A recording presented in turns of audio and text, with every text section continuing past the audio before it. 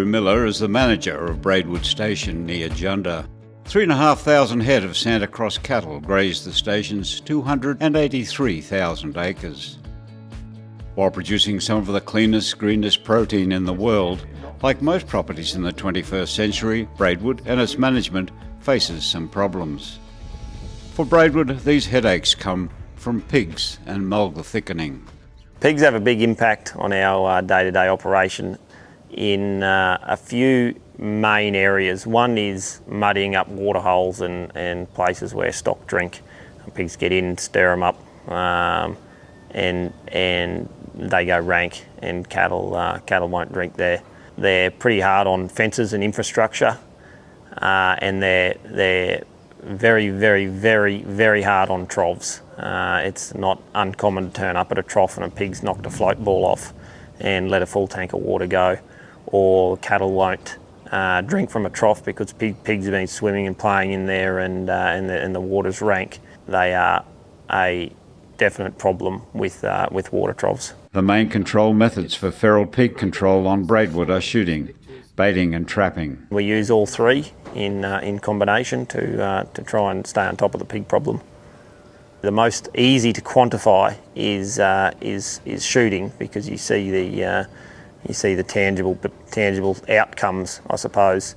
Baiting we do, however it's difficult to see the results, or the results are less obvious. And trapping is quite labour intensive and less effective than the others. Andrew Miller sees that while landholders are prepared to take on feral pig control, the problem far transcends individual properties, and government support is necessary to tackle the problem across the wider landscape. The more support we get from the federal government, the easier the problem is. There's certainly plenty of years where there's not the surplus income on these places to spend huge amounts of money controlling animals like this. Certainly government assistance helps get a broader sort of a community approach or a wider industry approach to these things. It's all well and good for one person to have a crack here or there on their own, but the more people we can get on board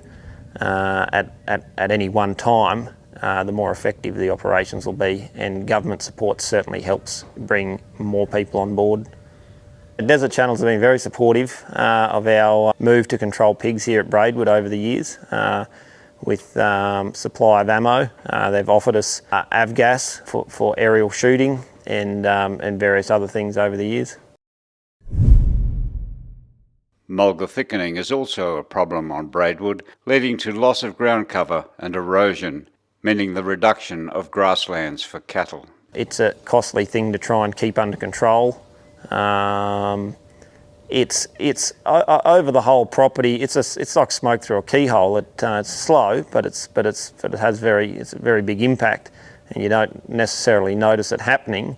But you look back over a 10-year period, and you can see that you've lost more of your open country. Stock up harder to find. Mulga's grown up through fences and infrastructure and things like that. That if you don't keep on top of it, so it's certainly a concern to us. Tree species encroachment is widespread across Western Queensland, where it is reducing natural grasslands, affecting enterprise viability and bringing increasing environmental concerns. It definitely, over a long term, impacts the sustainability of a grazing business. It is a very long term problem, and I suppose it'd be a multi-generational problem, you could say. And from one generation to the next, it might not send a business down the gurgler, for want of a better term, but over a 50-year period, it definitely has a huge impact. Recovering environmental and production outcomes is a priority, as the time frame to stabilise these areas is long term, and really, it needs to start today.